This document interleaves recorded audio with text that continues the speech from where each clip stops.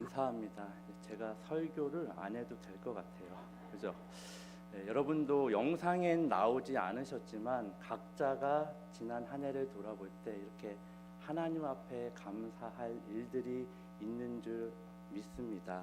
네, 감사한 한 해였죠.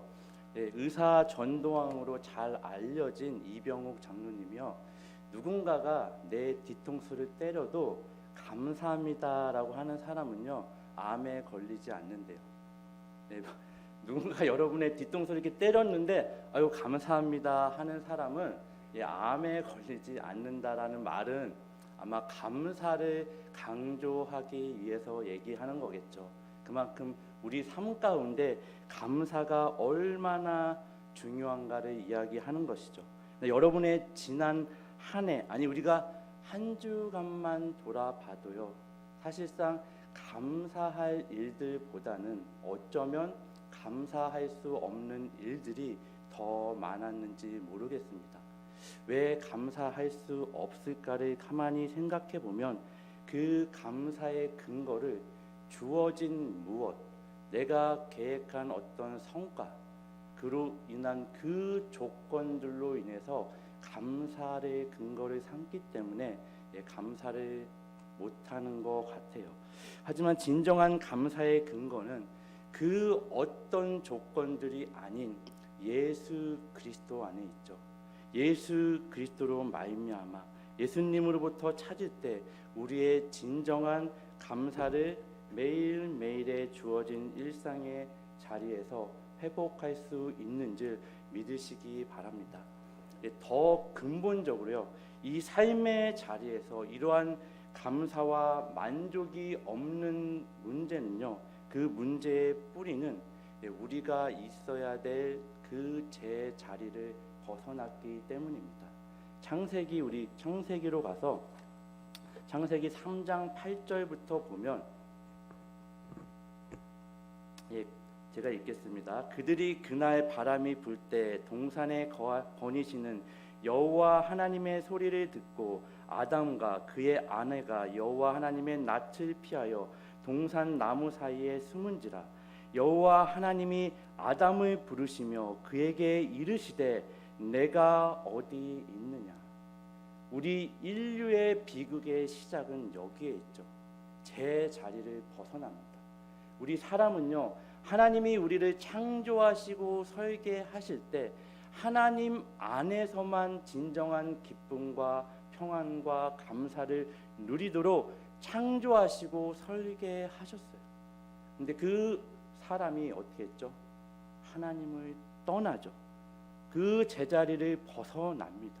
그럼 우리 가정의 문제들 어디에 있을까요?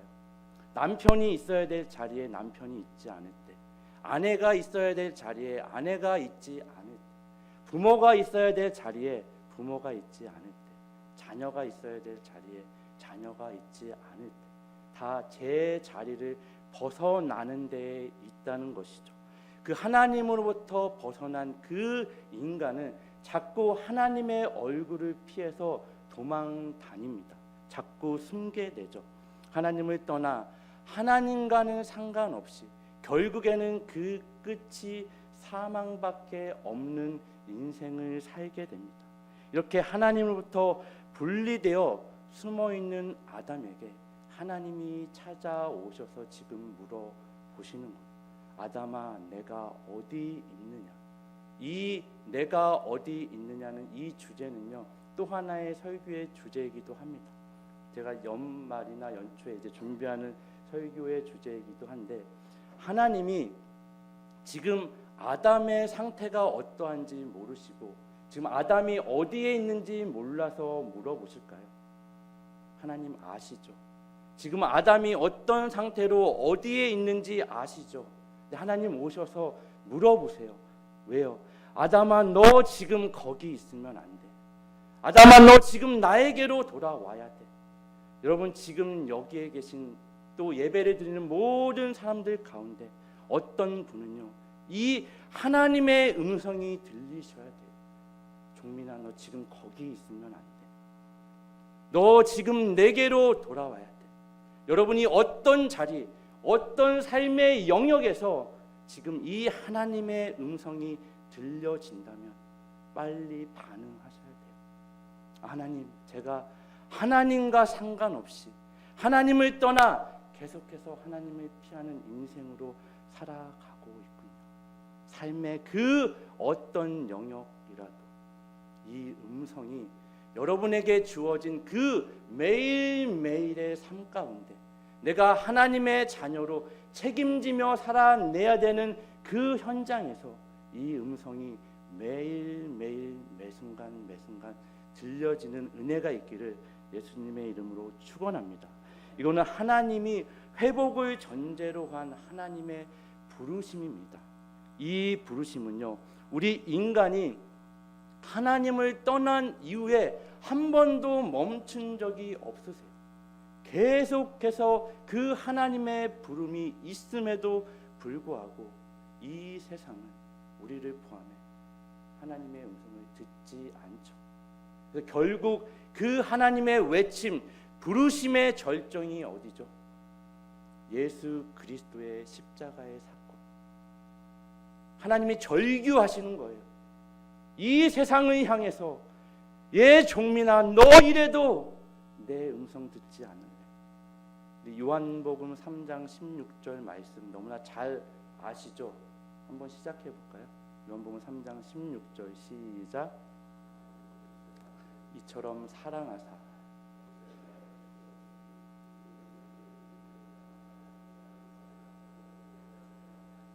아멘. 아시는데 갑자기 시키면 당황스럽긴 해요. 그렇죠? 하나님이 세상을 사랑하사, 어떤 세상이요? 하나님을 떠나버린 세상, 악한 세상까지도 하나님이 사랑하사 독생자를 주셨대요.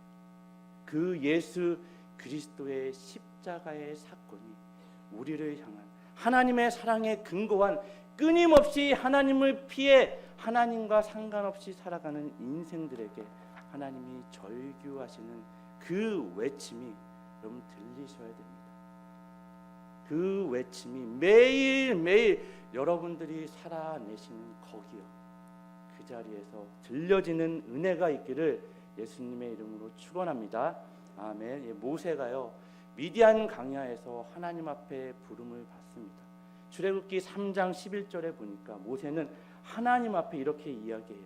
내가 누구이기에 바로에게 가며 이스라엘 자손을 애굽에서 인도하여 내리이까. 이 말씀은 사실 모세가 하나님 앞에 이렇게 항변하는 거예요. 하나님, 내가 젊었을 때, 내가 애굽의 왕자의 신분으로 뭔가 할 수 있을 것 같을 때는 하나님 아무것도 안 하시다가, 아니 침묵하시다가 이제 가진 것 아무것도 없고 이제 다 늙어버린 저에게 지금 뭐 하라는 거예요? 하나님, 도대체 무슨 일을 그렇게 하세요? 지금 이 얘기하는 거예요. 저는 못 갑니다. 하나님, 도대체 일을 왜 그런 식으로 하세요? 지금 모세가 이 얘기를 하는 거예요. 하나님이 그 모세에게 뭐라고 말씀하시죠? 나는 스스로 있는 자니다. 이 말이 뭐예요? 영어로 이야기하면 I am who I am. I am who I am. 나는 스스로 있는 자다. 예, 모세야, 이 이야기는요, 나는 하나님이기를 한 번도 멈춘 적이 없어. 네가 알던지 모르던지, 네가 침묵한다고 느꼈던 그때에도 나는 너의 하나님이기를 멈춘 적이 없어. 창세부터 지금까지 이 세상이 나를 떠나 악한 세상으로 살아가는 그 순간에도 나는 하나님이기를 멈춘 적이 없단다. 그게 나는 스스로 있는 자라는 말씀의 의미입니다. 우리가 살아가는 동안 때로는 하나님이 내 삶 가운데 내가 요구하는 거 들어주지 않을 때, 하나님이 침묵하시는 것 같은 그 모든 순간에도 하나님은 여전히 뭐하고 계시죠? 일하고 계세요. 하나님은 여전히 나의 하나님이에요. 내가 하나님을 거부하고 하나님을 떠나고 내 삶에 하나님을 모시지 않아도 하나님은 여전히 나의 하나님이 되십니다. 믿으십니까? 이 믿음 가지고 여러분이 보냄받은 그 자리에서 살아내셔야 돼요. 하나님의 자녀로, 예수의 그 이름으로, 그 책임 있는 말과 행동으로. 신약 시대에 와서 예수님은 지금 이렇게 우리에게 부르시는 거예요. 수고하고 무거운 짐진 자들아, 다 내게로 오라. 다 내게로 오래. 내가 너희를 쉬게 하리라.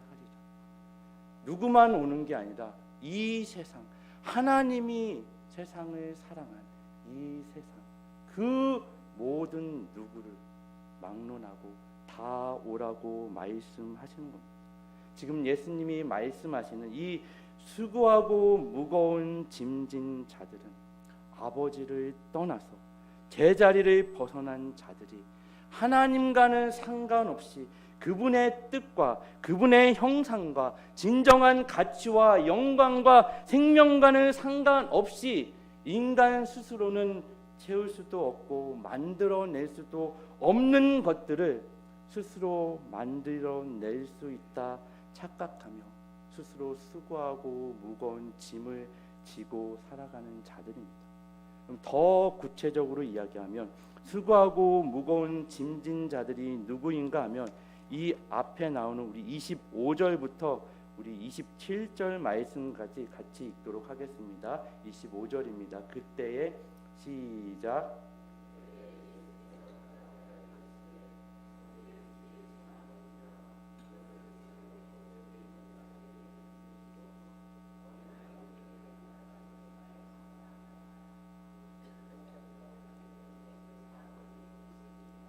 내 아버지께서 모든 것을 내게 주셨으니 아버지 외에는 아들을 아는 자가 없고 아들과 또 아들의 소원대로 계시를 받은 자 외에는 아버지를 아는 자가 없느니라. 아멘. 그리고 뭐가 나와요? 수고하고 무거운 짐진 자들아. 이 말씀에 의하면 이 수고하고 무거운 짐진 자들과 대조되는 그룹이 어디죠? 어린 아이들과 반대되는 자들입니다. 그럼 성경에는요 종종 예수님도 어린 아이를 빗대어 이야기를 하세요. 여러분이 생각하는 어린 아이로 대표되어지는 특징이 뭐죠? 순수함으로 잘못 이해하고 있는데 요즘 아이들을 봐도 사실 순수하다고 얘기하기에는 조금의 무리가 있는 것 같아요. 성경이 말하는 어린아이로 대표되어지는 특징은 순수함이 아닌 의존성에 있습니다. 반드시 누군가의 도움을 받아야 되는 존재들이죠. 이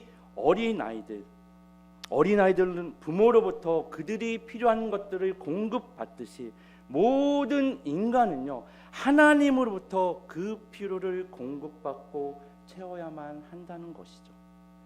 예수 그리스도께서 이 땅에 오심과 제사하심과 구원하심 같은 것들은 하나님이 우리에게 주시는 은혜이지 결코 인간 스스로가 그 누구도 만들어낼 수 없는 것이라는 것입니다. 믿으십니까? 스스로 만들 수 있다 생각하고 만들려고 하는 자들은 오늘 본문 앞절에 우리가 읽진 않았지만 20절부터 24절까지 한번 같이 읽어보도록 하겠습니다. 20절 말씀입니다. 예수께서 시작.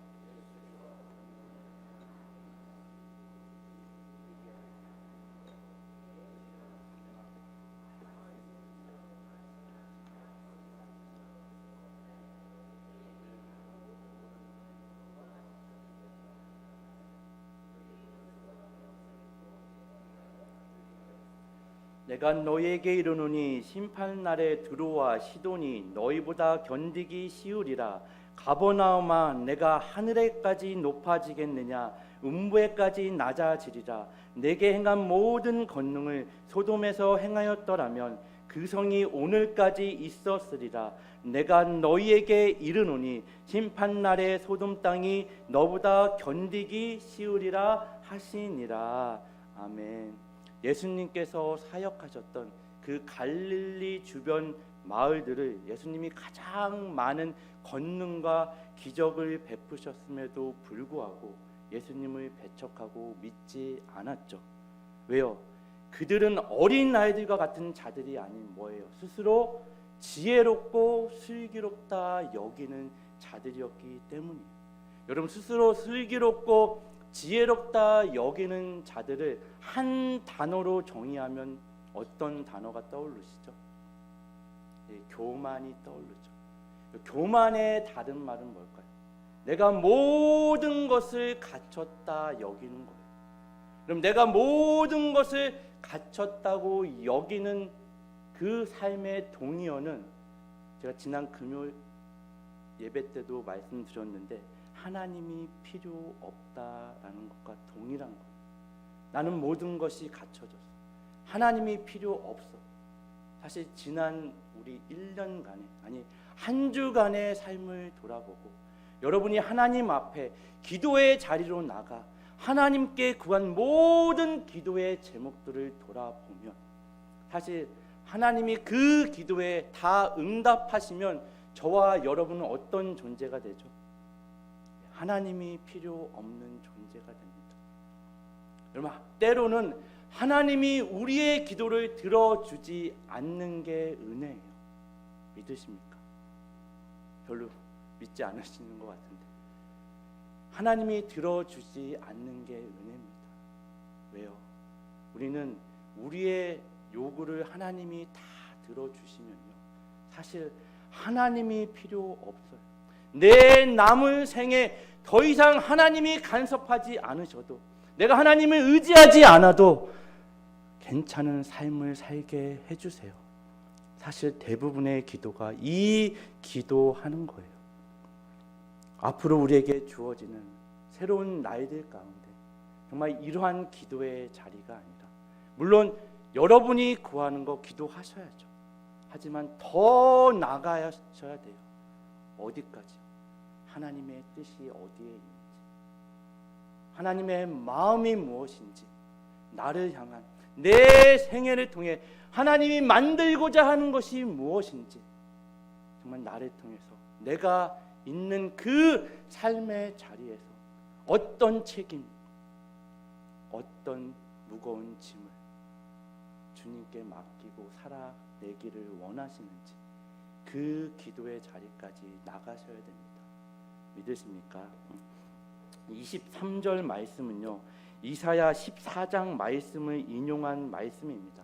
이사야 14장 12절부터 보면 너 아침의 아들 계명성이여 어찌 그리 하늘에서 떨어졌으며 너 열국을 엎은 자여 어찌 그리 땅에 찍혔는고 내가 내 마음에 이르기를 내가 하늘에 올라 하나님의 뭇별 위에 내 자리를 높이리라 내가 북극 지폐의 산 위에 앉으리라 가장 높은 구름에 올라가 지극히 높은 이와 같아지리라 하는도다. 그러나 이제 내가 수울 곧 구덩이 맨 밑에 떨어짐을 당하리로다. 여기 등장하는 아침의 아들 계명성은요 주로 이제 사탄으로 이해하시는 경우가 많은데 이거는 성경 신학 학자들도 아직 합의가 되지 않은 상황이기 때문에 너무 사탄으로 이해할 필요는 없고요. 이사야가 이야기하는 아침의 아들 계명성은 그 당시 가장 강대국이었던 바벨론 왕을 이야기하는 겁니다. 그 당시 가장 강대국의 왕이었던 바벨론 왕의 상징하는 게 뭐냐면 가장 교만한 자, 가장 교만한 자리에 있는 자를 지금 이사야는 이야기하고 있는 거예요. 성경은 이런 자들을 수고하고 무거운 짐진 자라고 꾸중하고 있는 것입니다. 스스로를 높은 구름에 올라가 지극히 높은 이와 같아지리라. 하지만 하나님은 아니라는 거죠. 그러나 이젠 내가 수울 곳 구덩이 맨 밑에 떨어짐을 당한다는 겁니다. 가버나움아 내가 하늘에까지 높아지겠느냐? 아니라 너는 음부에까지 낮아지리라. 이런 자들이 어린 아이와 대조되는 즉 반대되어지는 교만한 자들입니다. 수고하고 무거운 짐을 지고 살아가는 자들이죠. 지금 이런 자들에게 예수님이 초대하고 계신 거예요. 수고하고 무거운 짐진 자들아, 다 내게로 오라. 내가 너희를 쉬게 하리라. 나는 마음이 온유하고 겸손하니 나의 멍에를 메고 내게 배우라. 그리하면 너희 마음이 힘을 얻으리라. 이 초대에 여러분 어떤 반응을 보이시나요? 예수님이 나는 마음이 온유하고 겸손하다는 말씀은 예수님이 이 땅에 오심은 단순히 심판, 나는 예수 믿고 너는 안 믿었어, 나는 천국 가고 너는 지옥 간다는 단순히 심판이 아닌 하나님의 은혜예요. 너희의 그 어떤 수고하고 무거운 짐진 것으로는 얻을 수 없는 그것을 내가 너희에게 준다는 거죠. 수고하고 무거운 짐진 자들아, 다 내게로 오라. 내가 너희를 쉬게 하리라. 세상이 주는 쉼이 아닌, 세상으로부터 주어지는 그 기쁨과 평안과 감사, 그 가짜가 아닌 진짜 하나님으로부터 주어지는 예수 그리스도로 말미암아 주어지는 평화와 기쁨과 감사. 여러분, 나의 멍에를 메고 내게 배우라라는 말씀을 하시죠. 여러분, 멍에를 맨 가축은 주인이 있다는 거죠. 우리가 멍에를 맸다는 이야기는 우리의 주인은 누구란 얘기예요? 예수님이죠. 여러분, 많은 그리스도인들이 예수 그리스도를 구주로 고백합니다. 나는 오늘 죽어도 천국에 갈 수 있어. 하지만 많은 그리스도인들이 내 삶에서는 그 예수님을 나의 왕으로, 나의 주님으로 인정하거나 모시지 않아요. 단지 죽으면 천국 가는 것으로 끝나버리는 기독교가 돼버렸어요. 여러분에게 주어진 그 삶의 자리에서 하나님의 자녀로 어떻게 살아야 되는지에 대한 책임은 뒤로 한 채 그냥 천국 가면 그만인 기독교. 기독교는 그런 종교가 아니, 물론 중요하죠. 가장 중요한 걸 수도 있습니다. 여러분, 지난주에 수능이 있었죠. 학생이 열심히 공부해서 좋은 성과를 내서 원하는 대학에 들어갔어요. 그럼 그 다음엔 뭐 해야 돼요? 놀아야 되나요? 잠깐 쉼을 가져야 겠긴 하겠죠. 하지만 그 다음엔 뭐가 있어요? 과제가 있고 중간고사가 있고 기말고사가 있고 끊임없이 내가 해야 될 일들이 있어요. 저와 여러분이 예수 그리스도로 말미암아 구원받은 이후에 저와 여러분이 해야 될 과제들이 있다고요. 중간고사가 있고 기말고사가 있고 구원받은 것으로 끝난 인생이 아닌 여러분에게 허락하신 그 날들 가운데 여러분이 서 있는 그 자리요, 내가 감사할 수 없는 조건들로 가득한 그 자리, 거기서 하나님의 자녀로 책임 있는 삶을 살아내셔야 돼요. 이게 그리스도인들의 신앙 생활입니다. 단지 내가 죽어 오늘 밤 천국 가는 것으로 끝나버리는 것이 아닌 아무나 하나님이 데려가지 않으세요. 사명을 다해야 그 생명을 걷어 가십니다. 여러분이 죽고 싶다고 죽는 게 아니에요. 옛날에는 순교에 목말라 하던 시대가 있었어요. 그럼 순교 아무나 할까요? 그럼 사실 죽는 게 쉬워요? 이 땅에 사는 게 쉬워요? 어렵나요? 죽는 게 쉬워요? 이 땅에 사는 게 쉬워요? 우리 그리스도인들은 죽는 게 쉬워요. 죽으면 편하죠. 이 땅에서 해야 될 책임을 안 하니까 스스로 목숨을 저버리는 일은 도망치는 거예요. 현실을 회피하는 거죠. 여러분이 이 땅에서 내가 아무리 힘들어도 그 자리가 눈물이 마르지 않는 자리였고 정말 고난이 끊임없이 밀려오는 자리고 나의 한계를 매일매일 느끼며 그로 인해 절망 가운데 있는 그 상황, 그래서 내 인생이 실패로 끝날 것 같은 거기에도 하나님이 일하시더라고요. 우리는 실패가 끝이 아닌 그 실패를 통해 하나님이 우리를 만드시고 하나님이 원하는 자리까지 우리를 이끄시더라고요. 전생을 통해 하나님이 기르시고 만드십니다. 괜찮아. 오늘 눈물 흘렸니? 내가 닦아줄게. 괜찮아. 오늘 넘어졌니? 내일 또 하자. 하나님 이 말씀 하시는 거예요. 그 자리에서 괜찮아. 다시금 일어나면 돼.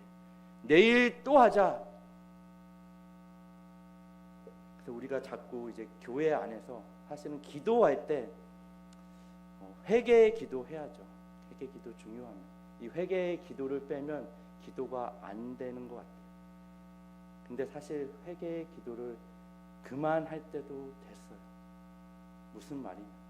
여러분, 나의 과거의 잘못이 자꾸 거기에 얽매이지 말고 그 잘못된 과거가 나를 앞으로 나가게 만들어야죠. 그리스도의 삶으로 자라나고 성장하고 앞으로 나가야죠.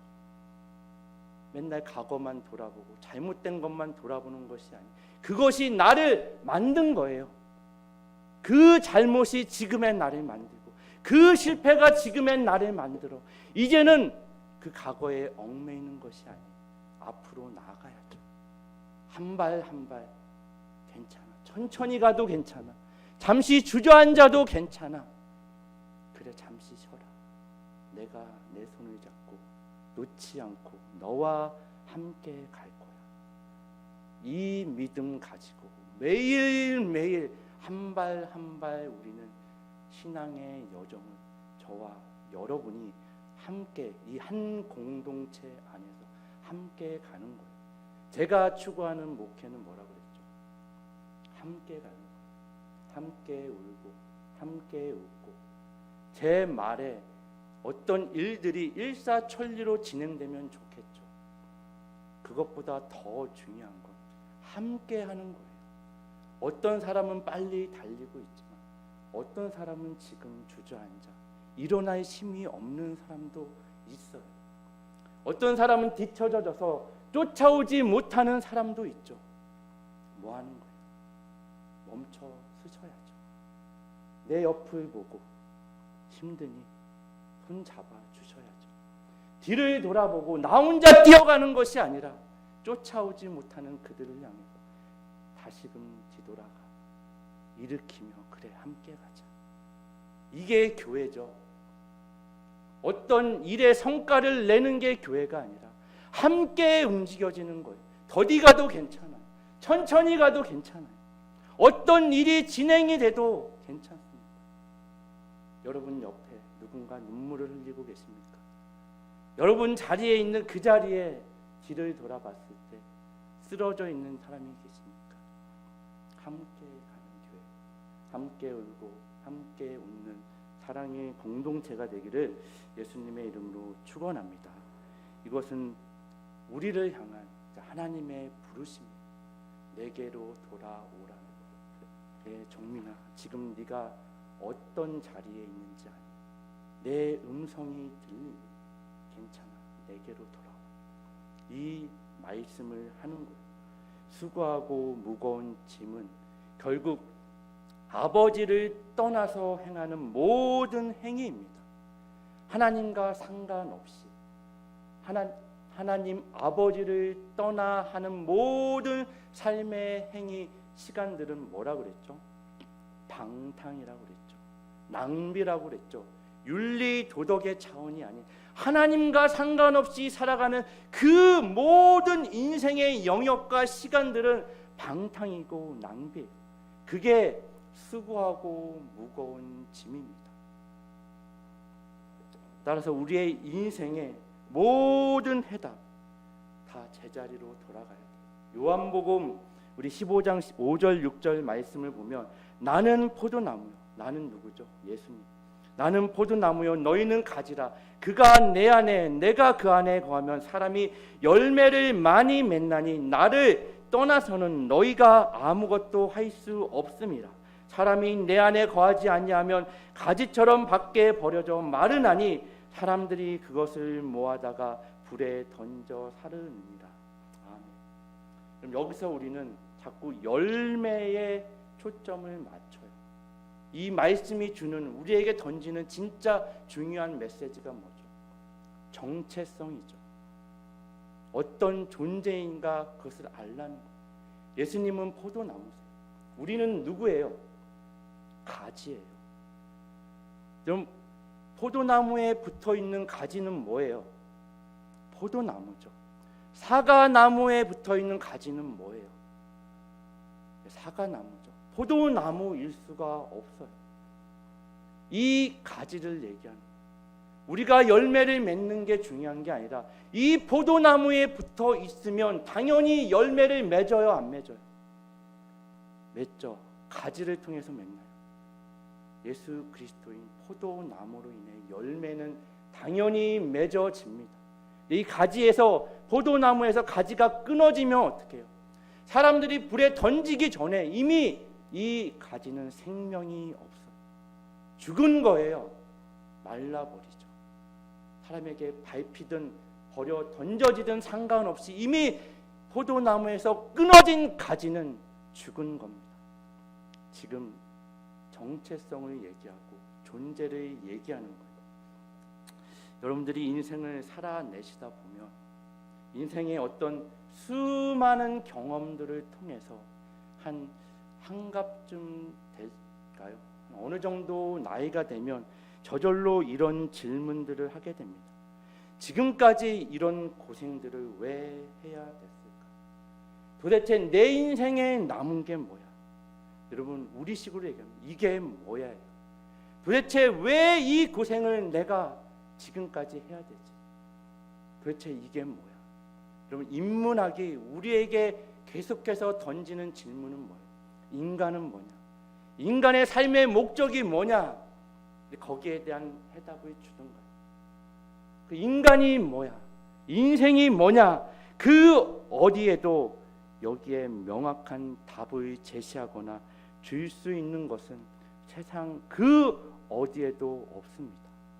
이 답은요, 오직 성경에만 있죠. 인간이 뭐냐? 인생이 뭐냐? 하나님의 형상이다. 너는 하나님의 자녀다. 하나님의 상대역이다. 이 상대역이라는 말의 그 의미를 이해하시나요? 여러분, 모세가 이스라엘 백성을 애굽에서 출애굽시킬 때 바로는요, 악역을 했어요. 그가 왜 악역을 해야 됐는지 우리는 모릅니다. 하지만 저와 여러분은 무슨 역을 해야 돼요? 하나님의 상대역이에요. 여러분에게 주어진 배역을 하셔야 돼요. 악역을 할 필요 없잖아요. 좋은 말 하셔야죠. 훌륭한 말 하셔야죠. 여러분 삶에, 여러분이 속한 어떤 공동체에서라도 여러분 훌륭한 말 하시기 바랍니다. 좋은 말 하시기 바랍니다. 따뜻한 말 하시기 바랍니다. 그 말 외에는 사실 여러분 이 안에 있는 말을 끄집어내지 마세요. 여기까지 올라오는 말들 있잖아요. 제가 얘기했죠. 권사님, 내가 이 말까지는 안 하려고 그랬는데 하는 그 말로 시작하는 말들을 하지 마세요. 훌륭한 역할을 하십시오. 하나님의 상대 역을 하세요. 믿으십니까? 예수를 믿지 않는 모든 사람들은 이 수고하고 무거운 짐을 지며 살아가는 사람들입니다. 왜냐하면요, 그들은 자신들의 필요가 어디로부터 오는지 모르기 때문에 해답 없는 짐을 지고 돌아다니며 살아갑니다. 그러나 예수님을 믿는다고 하는 사람들 중에도 뜻밖에도 이 수고하고 무거운 짐을 지고 돌아다니는 사람들이 있습니다. 이 세상은 여러분, 세상이 준 것, 우리에게 준 것은 간섭할 수 있지만 우리에게 줄 수 없는 것은 간섭할 수 없어요. 어떤 걸까요? 영원한 진리와 생명과 하나님을 아는 것과 하나님을 아는 것 안에서 주어지는 진정한 감사들 같은 것들은 세상은 방해할 수도 어떻게 할 수도 없습니다. 우리만이 가진 것, 우리만이 누릴 수 있는 것, 이 특권 가지고 여러분의 하나님의 자녀된 그 위치와 그 내용을 확인하셔서 세상이 여러분을 흔들지 못하도록 하시고, 오히려 여러분이 세상을 흔들어 빛을 발하고 여러분이 나누어 줄 것이 있는 하나님의 부유한 사람이 되시길 예수님의 이름으로 축원합니다. 아멘. 기도하겠습니다. 사랑의 하나님, 정말 수고하고 무거운 짐진 자들 같이 하나님을 떠나 하나님과 상관없이 살아가는 인생들로 말미암아 진정한 감사가 없었다면 이제는 아버지의 부름 앞에 반응하여 주님께 돌아와 수고하고 무거운 짐을 주님께 다 내려놓고 나에게 주어진 그 삶의 자리에서 책임 있는 하나님의 자녀로서 정말 하나님이 주시는 그 특권, 하나님만 주시는 예수 그리스도 안에서 누릴 수 있는 그 특권을 누리며 나누며 부유한 하나님의 자녀의 삶을 살아내게 하여 주심을 감사하며, 우리를 구원하신 우리의 구주 되시며 중보자 되시며 치료자 되신 예수 그리스도의 이름으로